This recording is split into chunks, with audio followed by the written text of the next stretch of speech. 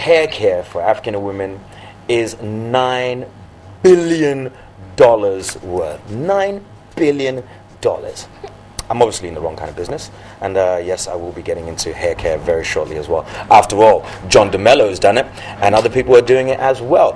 It's absolutely amazing. But to talk about this today, and because of the fact that I don't know too much about it, we have Nikki Boa Amponsem. She's from Second Image Beauty Academy. She's the founder and CEO. And also we have Jifa Amenku, who is from FC Skin and Beauty Clinic, and she's a lecturer. Good morning, ladies. How are you? Good morning. Good. Thank you for joining Sandra and myself to talk about our business segment, and we're talking about the business of hair. And 9 billion, that's real? 9 billion, that's how much women are spending on hair care a year, around that much? Yeah, when you say dollars, we are talking of cities, so yeah, it's frightening to think. Yeah, okay, so even if you want to put it convert it into cities, yes, it's even worse.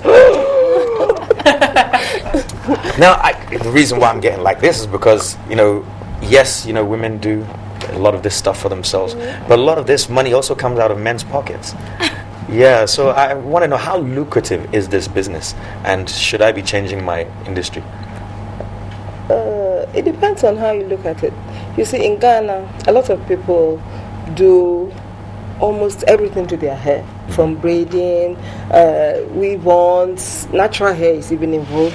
So people are doing too many things to their hair, and they are forgetting their natural hair. Right. So you end up seeing an industry where people don't want to look like this. I don't want to keep my hair. Right. You see, it used to be like that in Nigeria some years back, and Ghanaians always looked very natural, and they thought we were funny. Yeah. But now it's like the business is booming. Everybody has something on. The market woman has it. The girls selling on the street who want to have a weave on, put on like rubber on her hair before putting her wear on her head and all that. But then it's a good market if things are done properly. So Anthony, are you saying that it would be more practical or more reasonable for us to keep our natural hair than to put on all these weaves and it depends on how you can take care of your hair, because the most important thing is your natural hair. Because after doing all these things, you shouldn't forget that you have your hair. Your hair will have to last you a lifetime, and so you have to look after it too. So as you do this, the most important thing is the hair care. Okay. Is it? Let me ask a typical man question here. Is it cheaper to have natural hair or to keep on buying a weave and doing your touch-ups? I think it's definitely cheaper to have the natural hair. I don't think the industry would be boasting of that much revenue if we were. No, when you say natural hair, it depends on, it depends on how you are keeping it. If it's just like combing it and going, then it's going. And then of course you wouldn't look great in those sort of, those looks wouldn't like complement you. Sure. So it means you need now to do like trace tape, do something to braid it and all that. So that is also, cost as well. So you can't run away from Jifa, it. let me come to you now. Jifa, right? Yeah. Okay. Some time ago or a while back, the industry wasn't held in very high esteem. I mean, to go into the hairdressing business was seen as maybe dropouts from school and things like that. How is it regarded now? Well, now I think there's more emphasis on people going into the hair industry. I was just telling one of the workers that, those times when you are in school and you have a very low IQ, they just say that, take care to go and learn how to do hair. And they forget that you need to read the instructions before you can some apply. Of the boxes and okay, so these days people are even university graduates and they want to come into the hair industry. They realize that there's more to the hair than we see. We actually have to study the hair and know what it takes to keep the hair. So now there's a new phase altogether when it comes to being a hairdresser or working in the hair industry. Right. Indeed, now there are all sorts of beauty schools and classes and things courses that you have to undergo before you can become. Jifa, let me ask you as well. I mean, are you finding that with the emergence of this industry being more lucrative, people can actually get more money? Are you finding men coming towards this a lot more than before? Because obviously, like you said, first off, it was the fact he had a low IQ, then they said go and do hairdressing. But now a lot of men are getting into these kind of hair and beauty products in the industry as well. Do you have a lot more male students? Yes, we do, a lot. And when it comes to men doing women stuff, they take their time and study it more. And with men, they've now realized that with the hair, it's not only the women. Okay, so when the men come into the hairdressing industry, they take their time to study the hair before they come into the market or before they come into the scene, so that they can easily tell you that, oh, this your hair, I think this is the texture you have, and I think this is the product you go for it. So they're being more proactive. Exactly. Interesting. All right. Now I want to talk about the real cash cow, the synthetics, the weaves. I think the video was actually quite polite in saying that it can range anywhere from 100 to 400 CDs, because I have heard it goes into the thousands. That is not synthetic. Depending on where, well, you see, I was about to say, depending on where in the world it came from. India, Guatemala, Peruvian, okay, now you're exaggerating. Brazil, Indian. You see? Mongolian, Russian. Well, look, but that industry alone right now, is that the real cash cow? Is that where like most of the money in hair is going to? Yeah, we talk a lot about Brazilian hair and all these expensive hair, but then to be honest with you, a lot of people don't go in for those hairs. They're only the elite and those who have extra cash. So it's just a very small. So we are looking at the majority. Okay. So that I think the synthetic hair is booming more than okay. Because most people can afford because it. it's cheaper. It's cheaper. So and then can I just ask a man question? Synthetic and the other one, what's the difference? The difference is the human hair. Human and then a synthetic is where it's like it's been maybe a fiber which is not natural hair has been used. Okay. Yeah. So you know that a lot of people on the market. Ghanaians, we always stress on the elite. Yeah. But then let's look at the ordinary person on the street. Nobody on the street is going to use 1.5 or is it 150 or 400 Ghana to buy hair. So I think the ordinary, the synthetic hair is booming because you wear them. And then now they have gone into fibers that look almost human. Yeah, exactly. So that you see it. And then you think it looks like a Brazilian hair. So I sometimes think some people are wasting money on the very expensive hair, because in Ghana, because of the heat and other things, the weather, it's very difficult to maintain natural hair or human hair. So the natural, the synthetic hair will fall in place and do all kinds of things that the human hair wouldn't do. Right, yeah. You see. So I think the synthetic hair is booming more than the human hair. Right. Now, Jifa, let me ask you, how much time should women spend in the salon? Because you have some women who change their hair every week or every other day. But like, for instance, I've had this hair on for 2 weeks now, and I'm thinking of changing it. Is that very practical, or how long should I go before I change my weave or change my hairstyle? Because some women practically sleep in the salon. Oh my goodness. It depends. I always say that there's so many ways of doing things. There's one professional way of doing things.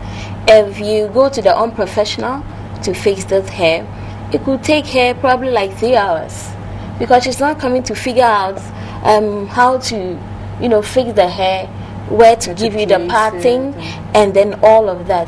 But as a professional, before you get there, she look at your facial shape, and she can tell that when I give her side parting, if I should do about 20 or 15 cornrows, I'll be able to be done in like 45 minutes.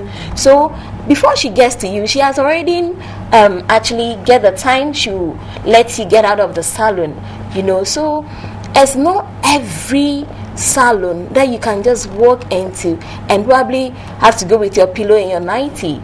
You can just walk to a professional where she can use like 1 hour or 45 minutes to have this hair done for you. And how often should we change the hairstyle? Well, with the hair extension, I always advise clients to keep their hair for like 4 weeks.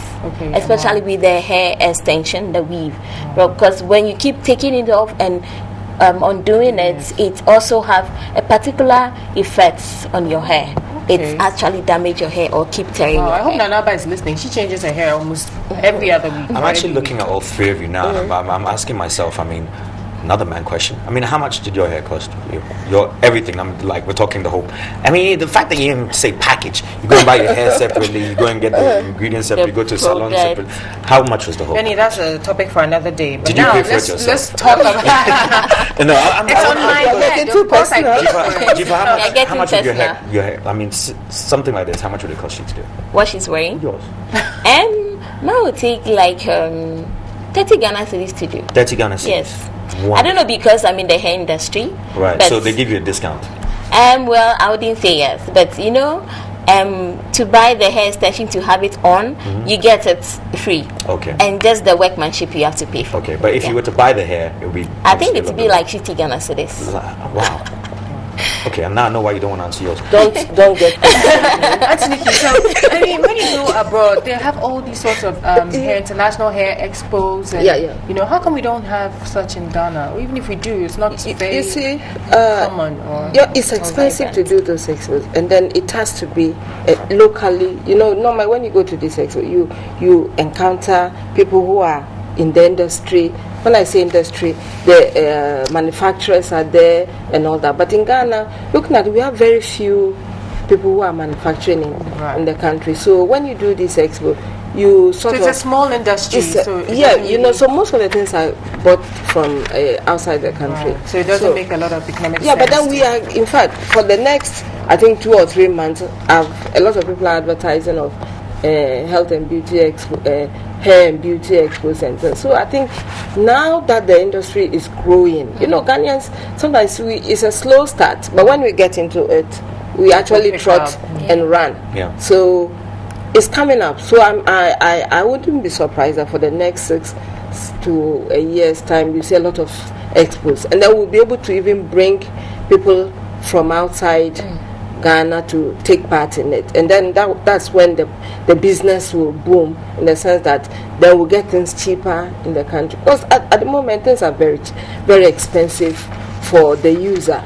So if we can bring the manufacturers to Ghana and then get these expos going, people will now know what to do and all that. And then secondly, people who are actually practicing hairdressing, they have to bring up the image of the industry. Right. As you said earlier. But now it's being seen in a better light, isn't it? It is, better than it used to be. But still, those who want to learn hairdressing, they always think, especially the learned ones come in and they think, I'm clever. I'm clever, so I just need 6 weeks to hair. But that's not the case. No. The hairdressing business is big, but then it has to be, the quality should be good for Ghanaians, so that you see that those who use the weaves and all that, they will come out with better hair. Now we are having a lot of people with damaged hair, and it's because the practitioners themselves need to learn more. Okay. Do you have anything to add? Yeah, just to add to it, I always say that cheap things are very expensive. People think cheap things are cheap, but when you have to go to the professional and have it done and pay good money and have your hair intact, they prefer to go to the wayside and then have it done, and within a week or 2 you have problems with your hair. That's when you have to spend a lot to get it done. It's like she said, a lot of people want to come into the hair industry, but they want a quick way. You can't just come to the school or the college and then you want to use 2 weeks to learn hair. When you go to other countries like Europe, for instance, just to shampoo the hair and condition the hair, it takes you like 6 weeks before you be given a certificate. You get it? So if we Ghanaians in the hair industry want to get to the international level, I think we should upgrade ourselves. We should learn more. We should read more, and we should take our time to get the right thing done before we think of the money. Okay. Well, thank you ever so much, Jifa, and thank you, Auntie Nikki, for coming in.